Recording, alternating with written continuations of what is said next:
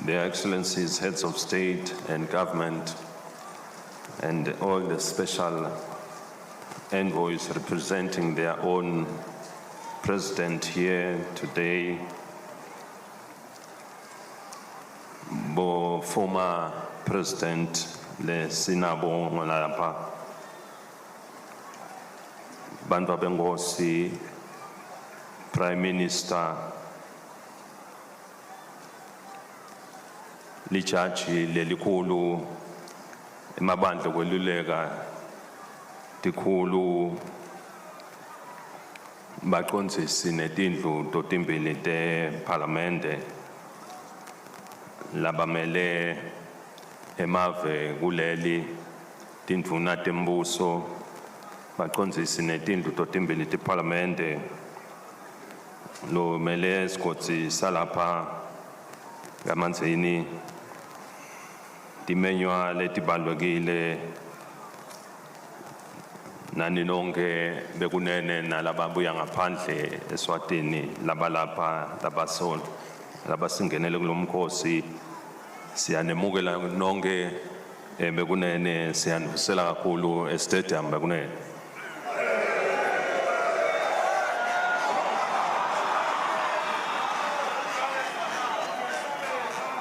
Your Majesty, the Indlovukazi, their Majesties, heads of state and government, Emakhosikati, Your Majesty, the Queen Mother of the Kingdom of Lesotho, First Ladies, Umdlunkulu from the Zulu Nation, former presidents and elders, Your Royal Highnesses, Prime Minister, councillors, chiefs, Chief Justice, Deputy Prime Minister, Cabinet Ministers, Excellencies, members of the Diplomatic Corps, presiding officers and members of both Houses of Parliament, the Regional Administrator for the Ogo region, distinguished guests from out of our borders, ladies and gentlemen, siyanivusela nonke bekunene.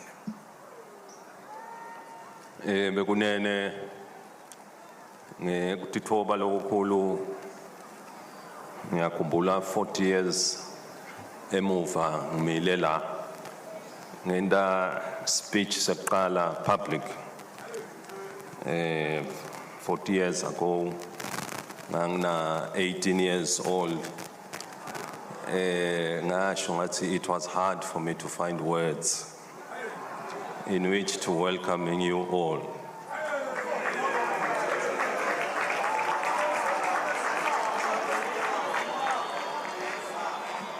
I have a collective memory reflecting back 40 years ago. I was 18 years old at this very same stadium. And I remember that at that moment when it came to my time to speak, I collectively remember that I was short of words and did not know what to say. That was the time I had to ascend and make my first address to the nation.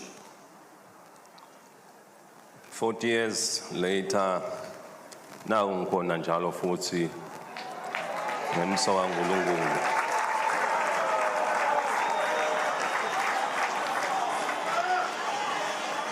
Nanamuhla soloku intokoto lenkulu kuma enbi kwenu kunemukela nonke elangeni lanamuhla bekunene.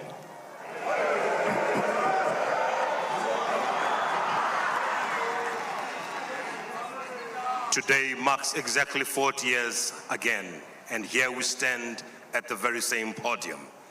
And I take this privilege to welcome you all and happy that we are here to celebrate the Ruby Jubilee and my 50th birthday. Angisho ukuthi nangikhuluma kwekuqala bekungamalula bengiqaqatela naleli phepha bekubonakala ukuthi awalike kahle kanti belishisa futhi ngalelo langa bekungabanzi njenganamuhla kepha ke namhla liyabanza ngiyakholwa ukuthi noma ungabona liphepha lendani wathi ukuthi hayi liyabanza namuhla.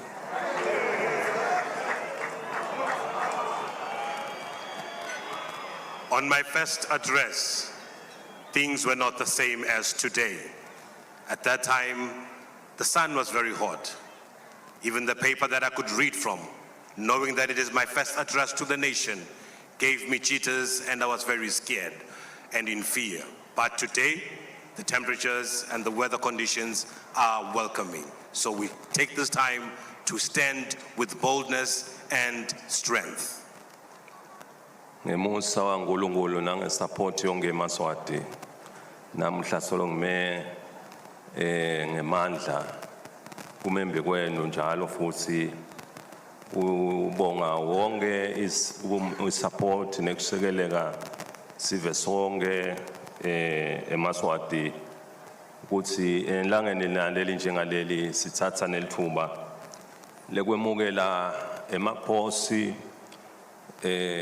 Tindlovukazi nabo bonke nemakhosikati labuya ngaphandle eMindlunkulu nabo head of state labakhona lapha nalaba bebaba bo head of state nabo bonke lababuya ngaphandle utosingenela kulomkhosi sithi bonke abativele bemukelekile eSwatini kuselikhaya labo leli bekunene.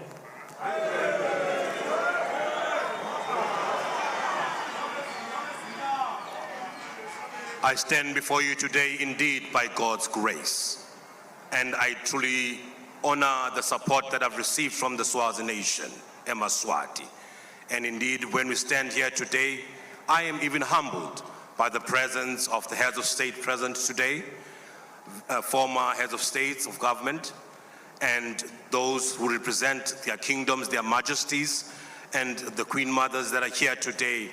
I am humbled by your presence and all our guests who have come to join us and be with us today. Bekunene na ngithatha sigaba sebukhosi bakaNgwane sibabona ukuthi angisale ngiqhuba lo msebenzi ngakhanza sive le besinembala sisebuke ukuthi sisathanza ukuthi njoba inkosi Sobhuza yabusa iminyaka lengetulu kweminyaka kuya ku 81 years ibusa 61 years ibusa live kwabonakala ukuthi ke ngikhanza sive nembala nanaso into lebengakatayileki ngoba kwakude lebekakhona nakubekwa inkosi lamkhathisini yaze inkosi amdali wabona ukuthi akasale ayimikisa kulamanye emakhosi la ikhona khona ebekunene.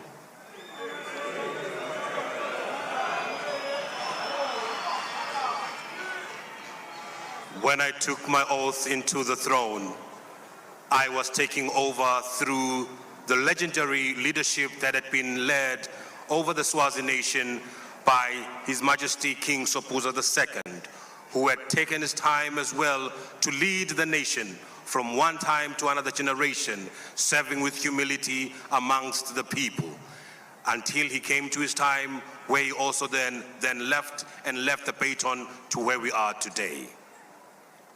Bekunene nawati ngoSobhuza kuthi yayihlakaniphe kangakanani uyibona nekutitfoba kwayo esiveni nendlela beyikhomba ngayo indlela ukuthi eMaswati afanele ahambe kanjani uyadibuta ke ukuthi na umusha una 18 ngabe uyakhona yini kufitisha ufana naSobhuza libese kana 82 years yeminyaka abusa live konke lokhu kwakuyimizindlo yayilapha engihamba nayo ebekunene.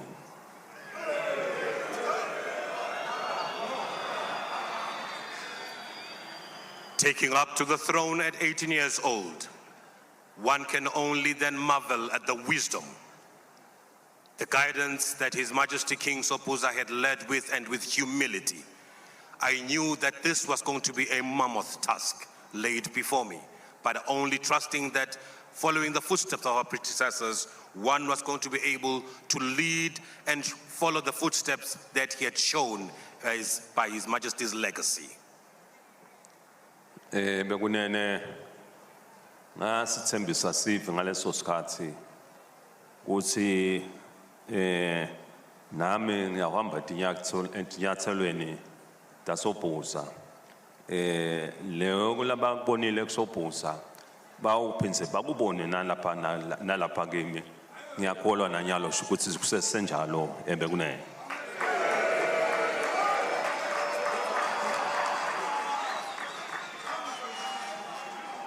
I recall very well the solemn promise that I made to the Swazi nation, that I would follow on the footsteps left by our predecessors, King Sobhuza II.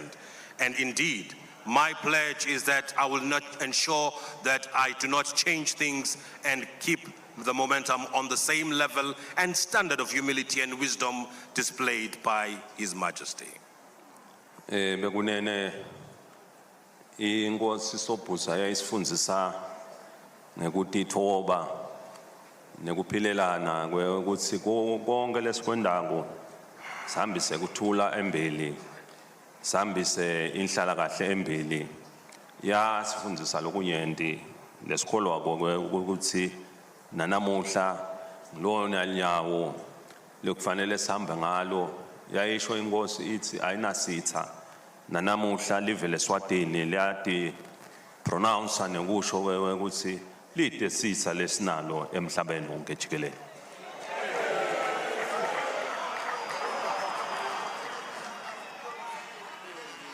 The king at that time led with humility, displaying a role towards a peaceful atmosphere and friendly relations with everyone else. And indeed, we've learned that from all those principles laid down on that foundation, from his time leading in 82 years as King Sobhuza, we have learned that we will live on the same podium and principle. And indeed, our principle is that we have no enemies, and that is what we shall follow upon. Bekunene live lelihleli ngekuthula libane impumelelo lenyenti etintweni letinyenti ngoba konke naleya kwenda linekuthula lihleli kahle libukisana libambisana kude lo ngathi nakubonakala ukuthi kunemonakalo abinze angasho ukuthi asilungisene lapha ngoba na ula eSwatini ulitsanza live leSwatini ngiloyo naloyo kusesigabeni sakhe ukuthi lapho kulungiswa khona live litoze libe nelikusasa lelihle ngiloyo naloyo uyawujikijela esivivaneni asho ukuthi nami silakhile live njengoba nesisho sakangwane sithi ingosi ngesive ngebantu Bekunene.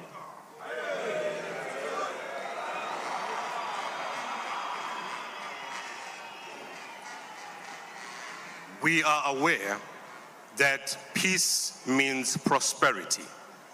And all this will come because we are able to come together as a nation and consult each other, advise each other, and be able to all make a contribution towards our prosperity. And as our idiom rightfully points out, the king is the king by his people. Bekunene siyati ukuthi 40 years sambe nawe eMaswati kwaba kuhle sawela tigodzi netigodzana netikhilikitsi sikanye kanye lokuhle ukuthi siphume sikanye kanye solo sibambene singeMaswati simunye siyati ukuthi nali live leSwatini lo naloyo loLswati nalohlala lapha insayela yokuthi naye kufuneka ende kube ngconyo nalapho bekubonalisa khona ukuthi kumbe bekhona lapho ukhanya liso lingaboni ngeliso kepha lokumqoka ukuthi sisonke singeMaswati sicubeke sibambane sibe munye sisebenzele live leSwatini liphumelele Bekunene.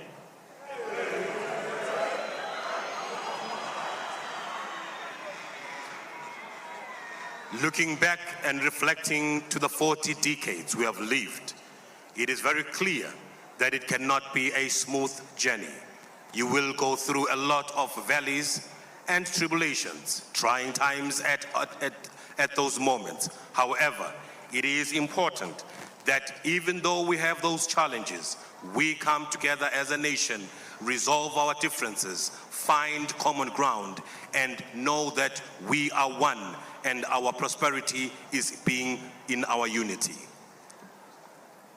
Bekunene siyathi ke nangifika umnotho welive wawunganje ngoba unjena live lasingakakhulu ngemnotho nangenhlala kahle ukuthi ke namuhla siyajabula ukuthi emva kweminyaka lengemashumi lamane umnotho welive leSwatini ukhulile kakhulu ema reserves lengawakhansa ngale dot cards ngakhansa ema reserves aselapha kubo 1.4 billion emalangeni namuhla sikhuluma ngema reserves lasa kaptsele kubo 100 billion bekunene.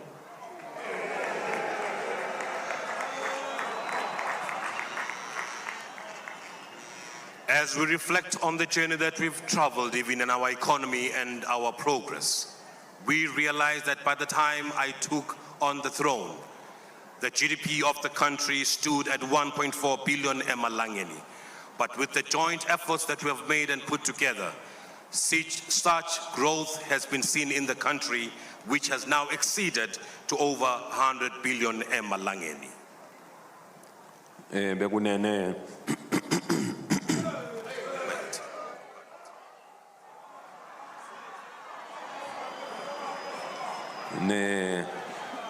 nemisebenzi infrastructure yayingekho kulelizinga leseyikilo lona njengoba namhlanje sesibona namuhla sesihamba kuma highways besihamba ngema single roads kwanze uthi yinye lane ngalana ngalapha ngiyakhumbula nje nasiqala ema highways ubutwa ukuthi imoto tiyabe khona uthi imoto tiyabe tikhona yini ngale dot cards ngoba netimoto betidincane kepha ke namuhla nasowubuka uyamangala ukuthi imoto sekwaba left right center awusakhonse kune congestion nanzi nemigwaqo sowakhulisa lokhu kusho I-development event bekunene.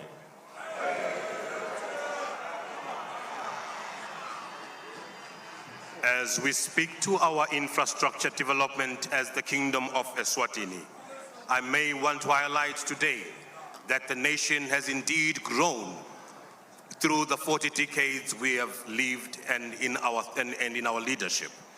I remember very well that when we started, even our road infrastructure was not what we see today. We used to have single lanes, no traffic, less cars. But today we see a lot of congestion.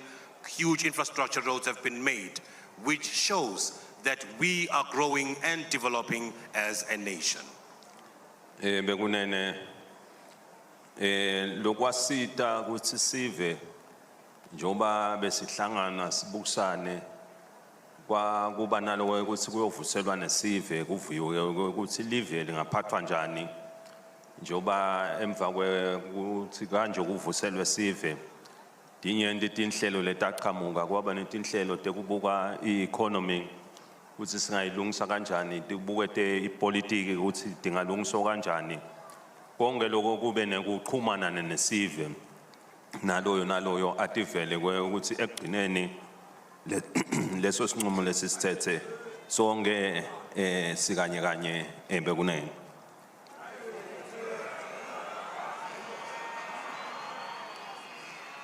This transformation we refer to has been a result and a fruit of our collective determination as eMaSwati, which was helping us to review and go back to the things that we want to improve as a country. And this has helped us to go back to the people and find their contributions on issues that touched on economy and politics. In that way, we were able to then draw a development program for ourselves as a people. Bekunene namuhla nasawubuka kutemnotho ngale kwekuthi sive sahlangana nawubuka lena nalena ubuka ka job creation ubuke imisebenzi bu manufacturing ubuke imisebenzi yetekulima ubuke imisebenzi yetemicebo yaphansi ibuke imisebenzi lemikhulu nalemincane nalemincanyana ubuke imisebenzi yekungena nekuvakasha eveni ubuke imisebenzi yetechnology eveni lonke lelo singalelo seliphakeme eSwatini bekunene.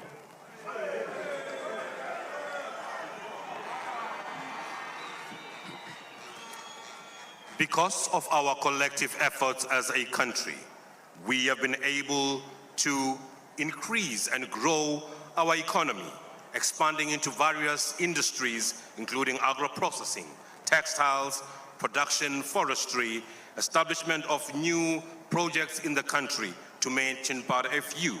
But all of these have helped us to grow in leaps and bounds. Bekunene siyajabula nasibona nemisebenzi lemikhulu isukuma eveni imisebenzi lefaka ekhatsi emadamu labonakala ukuthi ayawusita eveni lonke ukuthi live libe nemanti lanele live lonke njoba linemgomo leliulandzelako ukuthi live lonke lifuneka lithole emanti lahlobile nalanele nesikhashana lesifishane lingahambisi umgamo lomutse bekunene konke lokho solo imisebenzi lebonalako ukuthi live iyalikhulisa masinyane establish sukumisa strategic oil reserve kulamalanga uyabonakala ukuthi na ukhuluma ngetindzaba tema fuel bo strategic oil reserve bamqoka kakhulu even ngelive lifuneka libe nawo yonke leyo msebenzi leyo solo imisebenzi lekhulisa lona live leSwatini bekunene.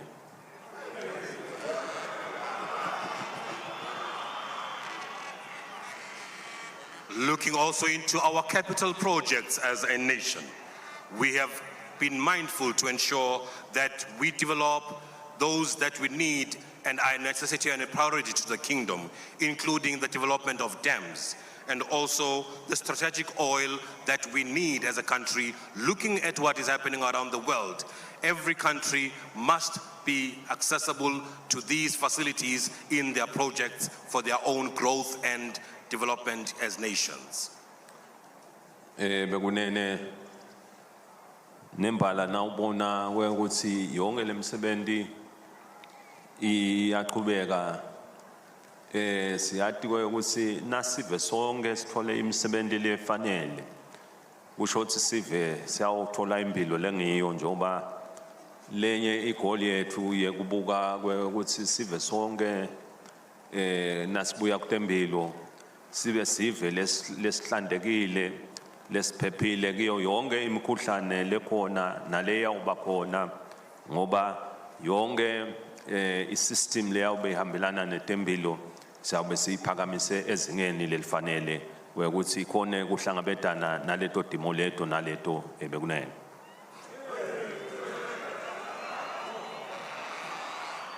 All these capital projects that we find ourselves involved in, bringing a lot of work, including job creation, and ensuring that the nation is one that is in good health. Because in all that we're going to be doing, this is going to improve and capacitate each and every Liswati in the kingdom. Bekunene kanjalo nekute mfundvo ngoba live lelitawu khula libe ngilo lelinesive lesivele sifundzile njoba kuhle nje ema programs la sangena kutemfundo asaphakama impela usukela bo primary education kuyafika ku tertiary aphakeme sibili futhi level selakwenda ukuthi akuna Liswati noma ngangilinye Liswati lela usinalikhula lithi khanze lithi lona awu mina ngizange ngilithola lithuba lekuya esikolweni lonke leSwati lawuthola lithuba ukuthi lifike esikolweni lifunze litokwati kumastarisha tindlu ebekunene.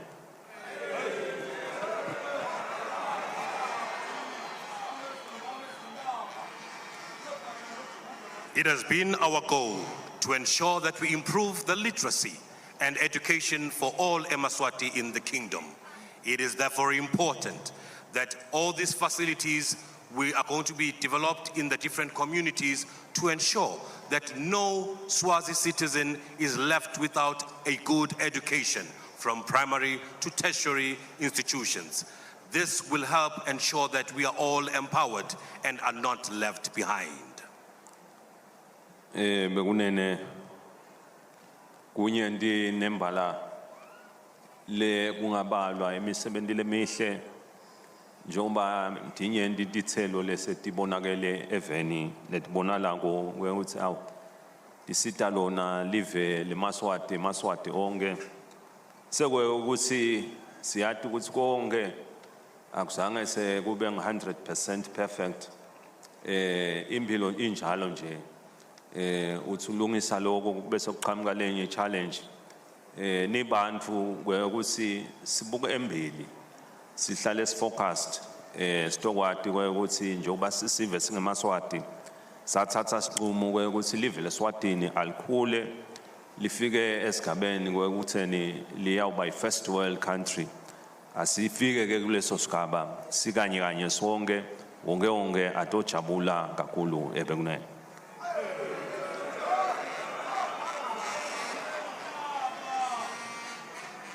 One may count endlessly the many achievements we've had as a country. Needless to say, we cannot be perfect. We may not achieve it all. However, our goal is to focus on the prize. We can do better. We can achieve more than what we have done to this time. And in focusing, we must then ensure that we grow towards the first world status that we desire.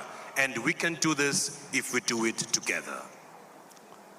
Lokuhle ukuthi i-development isemadolobheni ngaphandle komadolobha isemakhaya inkulu kakhulu ngilabo nalabo bayayisho ukuthi bayayibona ngemehlo bayayiphasa bayayiva futhi ngoba kumqoka lokho bekunene ma regional programs la khona labonalisa ukuthi asita sive lena lokuhle ngeke ngabavakashela sive kuyawubabona ukuthi kiyo yonke lemisebenzi sihamba kangakanani kuyathokozisa ukhanza ngikukonke tinhlelo ukuthi lihlelo lesilibambile livele lingiloluhle kakhulu ebekunene.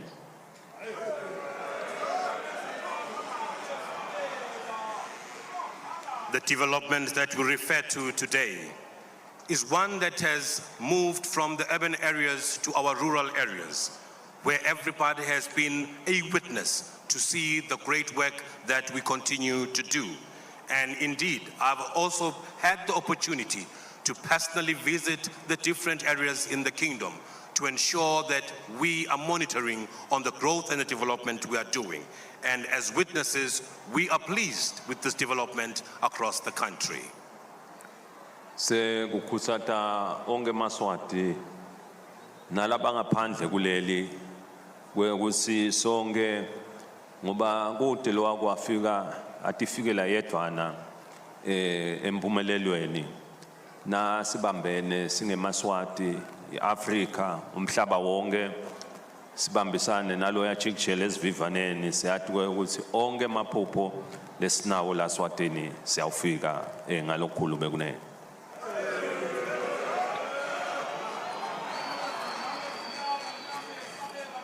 Mine now is to encourage all those who are here in the country and out of our borders, and those that are standing with us in the development vision we have.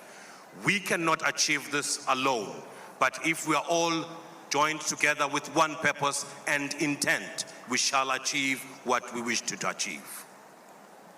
Bekunene siyajabula ukuthi nasikhuluma nemasiko lekungumgogodla welive solo simile nalapho singemaswati emaswati ayibambile ngoba abambe masiko abambe imodernity intuthuko ukuhlanganisa kokubili kutoze kuphumelele kwakho music lokahle ngoba na ushaya piano ufuna ushaye omabili ama keys kutoze aphumelele ukuthi konke lokho solo kuyinkomba libonala ukuthi live liyaqhubeka liye phambili ngoba noma ufika kutemasiko emaswati aphuma ngetingane phuma ngemdlandla lomkhulu konke lokho siyakudumisa kakhulu ebekunene.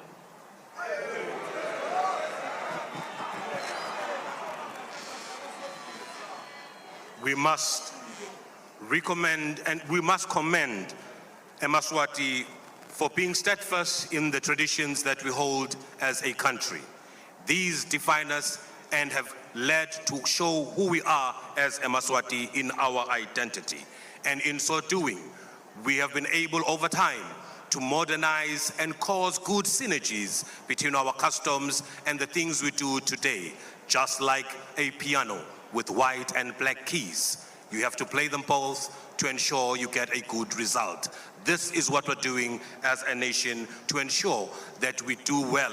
And this is encouraged by the good numbers we have as a Maswati for all our national ceremonies. Thank you. Bekunene sengoba kuthatha lithuba kubonga iNdlovukazi uHulumende sive sonke seMaswati ngilabasha bomake ngilabadzala ngilabangakanani ngilabakhubatekile ngesupport lenhle ngiko konke lesikwendako singeMaswati ngilabasebenta embusweni even lonke disebenzi letisebenta lena ngekwehlukahlukana ngabothishela bonesi bonke labasendela ema services even ngaleto tindlela letahlukahlukene sonke mnonke bekunene impumelelo lesinayo even kungenxa ukuthi nonke nawenda ema sacrifices elangeni lanamuhla ke asithumise konke leyo emsebenzi bekunene.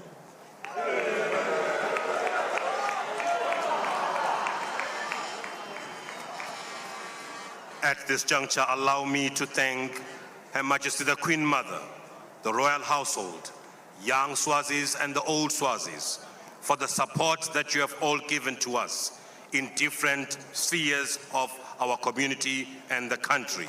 And indeed, those working in different sectors, professions, and services. You have all played a vital and important role in ensuring that our success is the one that we have together. And for this, I thank you for all the sacrifices you have made as a country.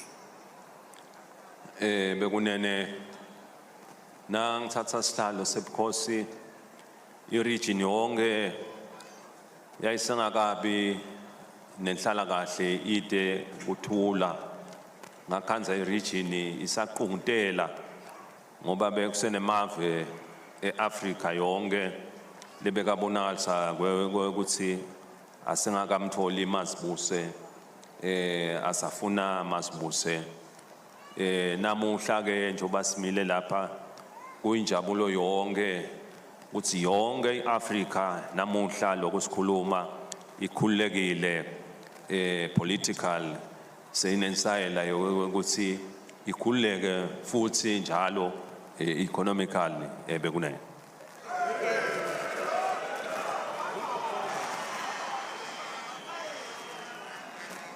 When I took to the throne, the region and the African continent was one that had no peace and stability, as most of the African states were still trying to fight for their independence and their freedom.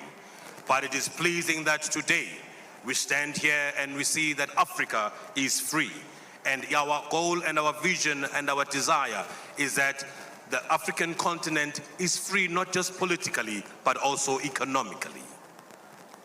Siyajabula ngoba iAfrica create ama programs lapha siwa the Africa we want 2063 agenda leyo agenda ngileyo kuthatha iAfrica yonke ithatha sive sonke seAfrica ukuthi sibe munye sibambane siAfrica sisebente kanye sitransforme iAfrica iAfrica ihluke kule Africa le yatiwa ukuthi iAfrica legcwele kuhlupheka kepha itransforme ifike esigabeni ukuthi ibe iAfrica lese advanced kiko konke ku technology na ku infrastructure nakuko konke lokungaba kona ku lifestyle yesive sonke lesawuhlala neAfrica bekunene.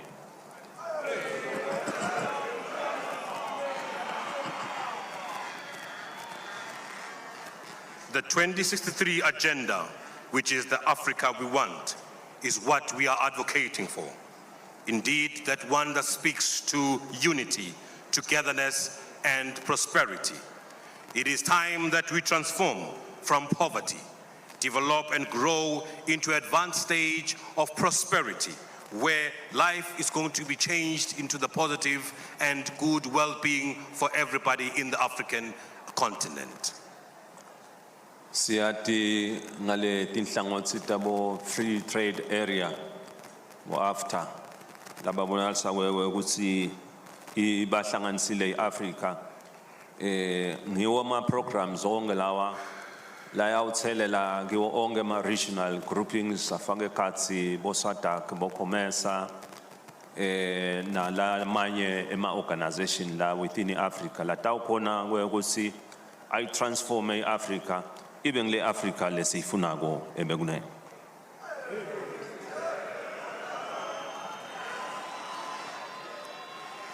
As a region, we have been able to align ourselves with different and various programs that help our growth and development. And these include the African Continental Free Trade Area, AFTA, SADC, COMESA, to mention amongst others a few.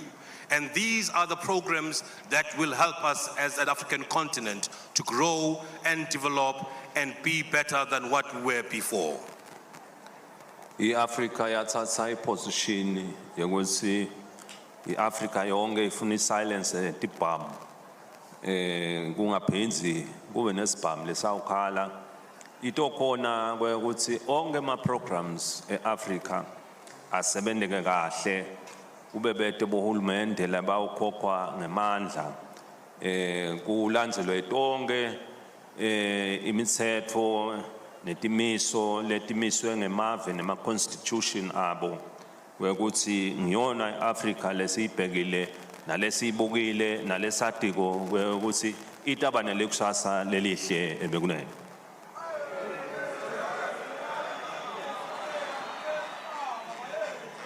As the African continent, we stood by our oath of silencing the guns. And this is one that we stand by even today, to ensure peace and stability across the continent. If we follow these principles, these are going to guarantee a democratic and free African continent whereby we do not see struggles and infighting that do not follow the laid down principles we have acceded to as the African continent. Siyajabula ukuthi iAfrica asisebenzi sodwa namhlanje sisebenta naye njengoba mhlanje wakha ama sustainable development goals le onke emave emhlaba awalandzela ipurpose ukuthi mhlanje wabuka kufanele ukuthi kuze kube nekuthula emhlabeni wonkana kumqoka ukuthi ulungiswe tindvo letitsite letawubitwa ngekuthi tingilelihlelo laphansi kwa sustainable development goals ebekunene.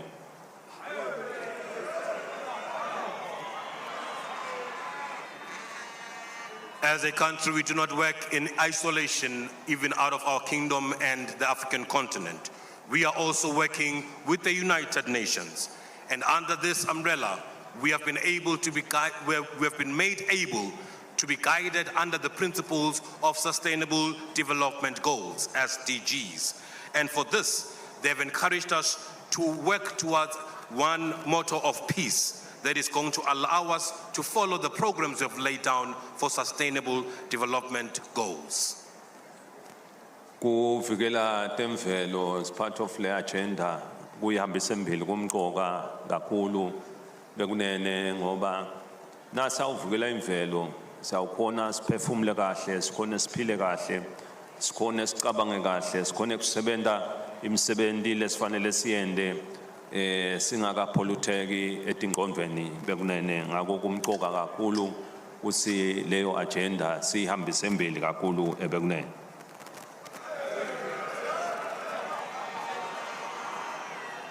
The SDGs program include ensuring that we protect our nature. And if we so do, this will guarantee the well-being of every citizen, ensuring a rounded and grounded stability for everyone. If we're going to follow these principles, we are going to ensure that we have eMaswati that are properly grounded in their well-being. Kule sigaba sekuqhubeka nekuthi imphanzakanya nawo onke ama-programs e-African Union, ema-regional programs ne-amhlabuhlangene ukuthi live leSwatini liyatimbandzakanya nawo onke lawo ma-programs liyawasekela lime nawo kakhulu kuze umhlaba utoba ngilomhlaba longcono kakhulu bekunene.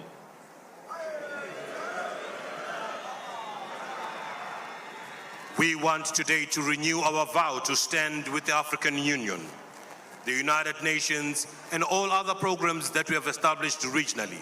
Because if we're going to do this, this is going to help us as a nation to ensure we make our voices heard in the global program and situation. Ne kubonga onke emave emhlaba lasisekela kona lasibambisako ngetindlela letahlukahlukene ukuthi konke lokho nako sive seMaswati siyabonga kakhulu elangeni lenjena ebekunene.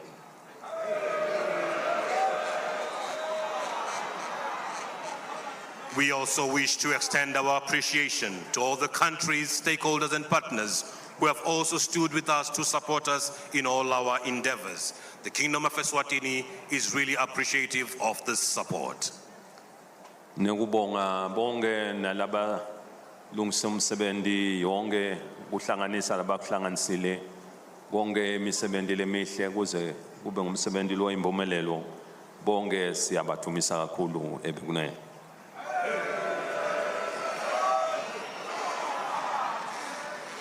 We also wish to take this time to also commend and appreciate all those who have taken their time to make sure that the festivities today and the drills and the performances and the plays and the success of this day are what we have seen today.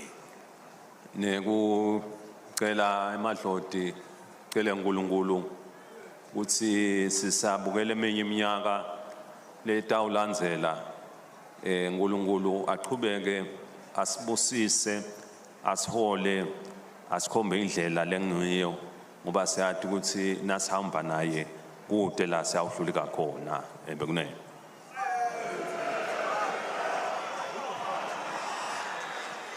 We also take this time to thank God and our ancestors who have been able to guide us and lead us to this day. And it is indeed our prayer that God will give us the right wisdom, the right strength to also forge a way into the years yet to come, because this is not the end. And without him, we are nothing. Siyabonga uNkulunkulu uyasibusa sonke bekunene. I thank you. May the God bless us all. Bayithe kunaphakade.